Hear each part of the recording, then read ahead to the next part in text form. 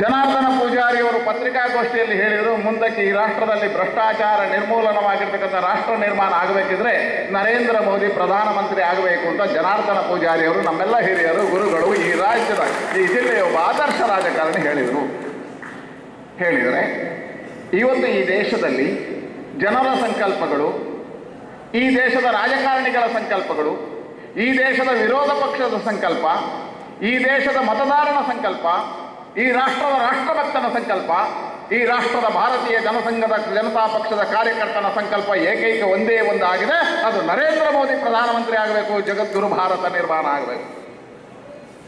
ಆ ಕಾಲಘಟ್ಟದಲ್ಲಿ ನಾವಿದ್ದೇವೆ. ನರೇಂದ್ರ ಮೋದಿ ಪ್ರಧಾನಮಂತ್ರಿ ಆಗದೆ ಇರ್ತಿದ್ರೆ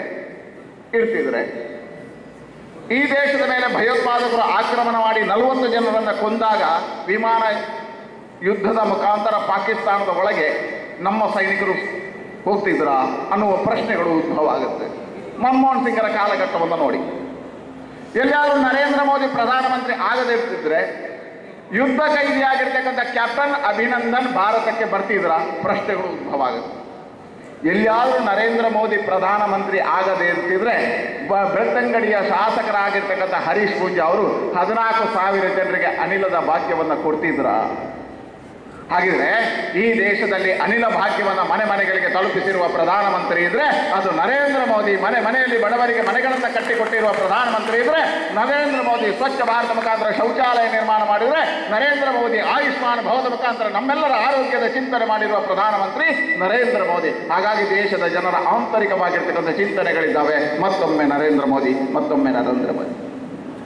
2009ರಲ್ಲಿ ನನಗೆ ಸಂಘಟನೆ ಜವಾಬ್ದಾರಿಯನ್ನು ಕೊಟ್ಟಿದ್ದು. ನಾನು ಸಂಘದ ಕಾರ್ಯಕರ್ತನಾಗಿದ್ದೆ, ಸಂಘದ ಪ್ರಚಾರಕ್ಕಾಗಿದ್ದೆ. ರಾಷ್ಟ್ರೀಯ ಸ್ವಯಂ ಸೇವಕ ಸಂಘದ ಮುಖಾಂತರ ನನ್ನ ಸಾಮಾಜಿಕ ಜೀವನದ ಬದುಕಿಗೆ ಪ್ರವೇಶವನ್ನು ಮಾಡಿದೆ.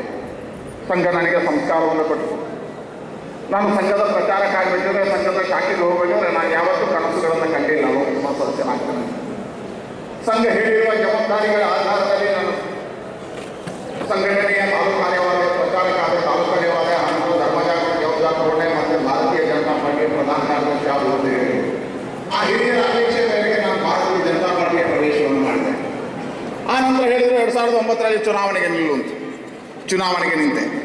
ನೀವೆಲ್ಲ ಆಶೀರ್ವಾದ ಮಾಡಿದಿರಿ. ಕಾರ್ಯಕರ್ತರು ಬೆವರನ್ನು ರಕ್ತವಾಗಿ ಸುರಿದರು. ನಳಿನ್ ಕುಮಾರ್ ಯಾರು ಅಂತ ಬೆಳ್ತಂಗಡಿಯ ಹಳ್ಳಿಯಲ್ಲಿ ಗೊತ್ತಿರಲಿಲ್ಲ. ನಳಿನ್ ಕುಮಾರ್ ಯಾರು ಅಂತ ಮತದಾರನಿಗೆ ಗೊತ್ತಿರಲಿಲ್ಲ. ಆದರೆ ನಮ್ಮ ಕಾರ್ಯಕರ್ತ, ಭಾರತೀಯ ಜನತಾ ಕಾರ್ಯಕರ್ತ, ನಾನೇ ನಳಿನ್ ಕುಮಾರ್ ಅಂತ ಹೇಳಿ ಮನೆ ಮನೆಗಳಿಗೆ ಹೋದಂತರ ಪರಿಣಾಮ 2009ರಲ್ಲಿ ಭಾರತೀಯ ಜನತಾ ಪಾರ್ಟಿ ಕಾಂಗ್ರೆಸ್ನ ಶಾಸಕರಿದ್ದಾಗ 42,000 ಮತಗಳ ಅಂತರದಿಂದ ಭಾರತೀಯ ಜನತಾ ಪಾರ್ಟಿಗೆ ಈ ಕ್ಷೇತ್ರದಲ್ಲಿ ಗೆಲುವನ್ನು ಕೊಡುತ್ತೀವಿ. 2014 ಈ ಕ್ಷೇತ್ರದಲ್ಲಿ 7 ಜನ ಶಾಸಕರು ಕಾಂಗ್ರೆಸ್, ಒಬ್ಬ ಶಾಸಕ ಮಾತ್ರ ಈ ಕ್ಷೇತ್ರದಲ್ಲಿ ಬಿಜೆಪಿ ಶಾಸಕ. ಸವಾಲು ಕೆಲಸ ಮಾಡಿದ್ದಾರೆ. ಕಾರ್ಯಕರ್ತರ ರಾತ್ರಿ ಕೆಲಸ ಮಾಡಿದ್ದಾರೆ. ರಾತ್ರಿ ಸವಾಲನ್ನು ಸ್ವೀಕಾರ ಮಾಡಿದ್ದಾರೆ. 7 ಜನರನ್ನ ಕಂಡುಕೊಂಡಿರ್ತಕ್ಕಂಥ ದುಃಖ ಮತ್ತು ಆಕ್ರೋಶ ಇತ್ತು. ಸವಾಲಿಗೆ ಉತ್ತರ ಕೊಟ್ಟ. 8 ಕ್ಷೇತ್ರದಲ್ಲಿ ಲೀಡ್ ತಂದುಕೊಡ್ತೇವೆ ಅಂತ ಪ್ರಯತ್ನವನ್ನು ಮಾಡಿದ.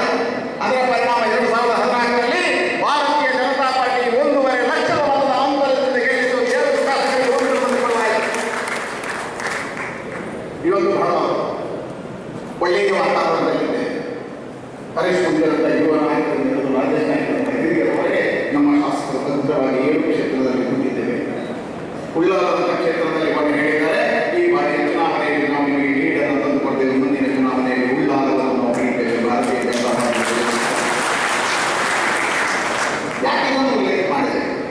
ನೀವು ಕೊಟ್ಟಿರುವ ಆಶೀರ್ವಾದದ 10 ವರ್ಷಗಳನ್ನು ಪೂರೈಸಿದ್ದೇನೆ.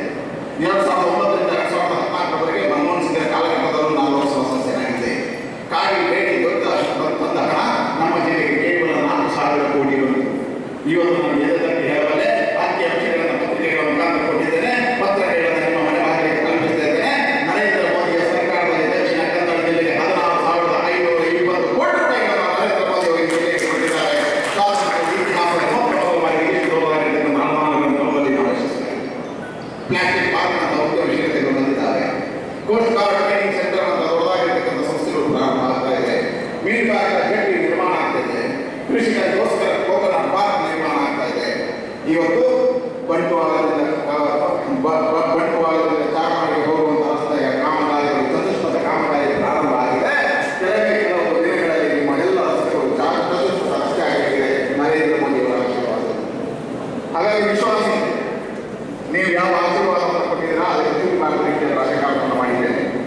ಗೂಂಡಾಗಿರಿಯ ರಾಜಕಾರಣವನ್ನು ಮಾಡಲಿಲ್ಲ, ಜಾತಿಯ ರಾಜಕಾರಣವನ್ನು ನಾನು ಮಾಡಲಿಲ್ಲ, ಆದರ್ಶದ ರಾಜಕಾರಣವನ್ನು ಮಾಡುವ ಪ್ರಯತ್ನವನ್ನು ಮಾಡಿದ್ದೇನೆ.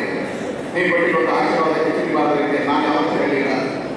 ಈ ಜಿಲ್ಲೆಯ ಲೋಕಸಭಾ ಸದಸ್ಯ ದೇಶದಲ್ಲಿ ನಂಬರ್ 1ನೇ ಸ್ಥಾನದಲ್ಲಿ ನಂಬರ್ 2ನೇ ಸ್ಥಾನದಲ್ಲಿದೆ ಅಂತ ನಳಿನ್ ಕುಮಾರ್ ಹೇಳಿದಲ್ಲ, ವಿಜಯವಾಣಿ ಪತ್ರಿಕೆ ಸರ್ವೆ ಮಾಡಿ ಹೇಳಿತು, ಈ ದೇಶದ ಟೈಮ್ಸ್ ಪತ್ರಿಕೆ ಸರ್ವೆ ಮಾಡಿ ಹೇಳಿತು, ಈ ದಕ್ಷಿಣ ಕನ್ನಡ ಜಿಲ್ಲೆಯ ಸಂಸದರು ಕ್ರಿಯಾಶೀಲವಾಗಿ 6ನೇ ಸ್ಥಾನದಲ್ಲಿದ್ದಾರೆ. ನರೇಂದ್ರ ಮೋದಿ ಕೊಟ್ಟಿರ್ತಕ್ಕಂಥ ಆದರ್ಶ ಗ್ರಾಮ ರಾಜ್ಯದಲ್ಲಿ ನಂಬರ್ 1ನೇ ಸ್ಥಾನದಲ್ಲಿದೆ ಅಂತ ಗುಲ್ಬರ್ಗ ಯೂನಿವರ್ಸಿಟಿಯ ಸಭೆ ಹೇಳಿತು. ಹಾಗಾಗಿ ನೀವು ಕೊಟ್ಟಿರುವಂತಹ ಆಶೀರ್ವಾದಕ್ಕೆ ಸರಿಯಾಗಿ ಚುಟಿಬಾರದ ರೀತಿಯಲ್ಲಿ ರಾಜಕಾರಣವನ್ನು ಮಾಡಿದ್ದೇನೆ ಅನ್ನತಕ್ಕಂಥ ವಿಶ್ವಾಸವನ್ನು ನಿಮ್ಮ ಬಳಿ ಕೊಡಬಲ್ಲೆ. ಈ 10 ವರ್ಷದಲ್ಲಿ ಒಂದೇ ಒಂದು ರೂಪಾಯಿ ಯಾರಾದರೂ ಸ್ವೀಕಾರ ಮಾಡದೆ ಭ್ರಷ್ಟಾಚಾರ ರಹಿತವಾಗಿರ್ತಕ್ಕಂಥ ಲೋಕಸಭಾ ಸದಸ್ಯರಾಗಿ ಹಾಗಾಗಿ ಮತ್ತೊಂದು ಬಾರಿ ಪಾರ್ಟಿ ನನಗೆ ಅವಕಾಶವನ್ನು ಕೊಟ್ಟಿದೆ. ಕಾರ್ಯಕರ್ತರು ಪಾರ್ಟಿ ಸೇರಿ ನನಗೆ ಇವತ್ತು 3ನೇ ಬಾರಿಗೆ ಅವಕಾಶಗಳನ್ನು ಕೊಟ್ಟಿದ್ದೀವಿ. ನಿಮ್ಮ ಮುಂದೆ ಕೈ ಬಾರಿ ಶಿರಬಾರಿ ನಾನು ಪ್ರಾರ್ಥನೆಯನ್ನು ಮಾಡ್ತೇನೆ. ಈ ಬಾರಿಯ ಚುನಾವಣೆಯಲ್ಲಿ ಭಾರತೀಯ ಜನತಾ ಪಾರ್ಟಿಯನ್ನು ಗೆಲ್ಲಿಸಿ ನರೇಂದ್ರ ಮೋದಿ ಅವರನ್ನು 2ನೇ ಬಾರಿಗೆ ರಾಷ್ಟ್ರದ ಪ್ರಧಾನಮಂತ್ರಿಯಾಗಿ ಜಗತ್ತು ಭಾರತ ನಿರ್ಮಾಣಕ್ಕೆ ನಿಮ್ಮೆಲ್ಲರ ಆಶೀರ್ವಾದ ಇರಲಿ, ಆಶೀರ್ವಾದವನ್ನು ಬೇಡ್ತೇನೆ. ಹಾಗಾಗಿ ಮುಂದಿನ ದಿನ ಪ್ರಧಾನಮಂತ್ರಿ ಯಾರಿರಬೇಕು? ಚೌಕಿದಾರ್ ಇರಬೇಕಾ, ನಾಮದಾರ್ ಇರಬೇಕಾ? ನಮ್ಮ ದೇಶದ ಪ್ರಧಾನಮಂತ್ರಿ